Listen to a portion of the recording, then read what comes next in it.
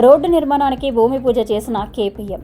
రాయకోట సమీపంలో గ్రామ ప్రజల సౌకర్యం కోసం సిమెంట్ రోడ్డు ఏర్పాటుకు వేపనపల్లి ఎమ్మెల్యే కేపీ మునిస్వామి శుక్రవారం భూమి పూజ చేసి పనులను ప్రారంభించారు. రాయకోట సమీపంలో ఉన్న కోనేరు అగ్రహారం గ్రామంలో రోడ్డు గతుకులమయం కావడంతో గ్రామస్తులు తమకు ఆ ప్రాంతంలో రోడ్డు ఏర్పాటు చేయాలని ఎమ్మెల్యేని కోరారు. ప్రజల సమస్యలపై వెంటనే స్పందించిన కేపీ మునిస్వామి శాసనసభ సంక్షేమ నిధి నుంచి కేటాయించిన రూపాయలు 5 లక్షలతో రోడ్డు పనులను ప్రారంభించారు. అదే సమయంలో గ్రామస్తులు తమ ఊరికి తాగునీటి తొట్టి ఏర్పాటు చేయాలని ఆయనకు మనవి చేయగా, కొంతకాలం తర్వాత 10,000 లీటర్ల నిల్వ ఉండే తాగునీటి తొట్టి ఏర్పాటు చేస్తామని గ్రామస్తులకు హామీ ఇచ్చారు.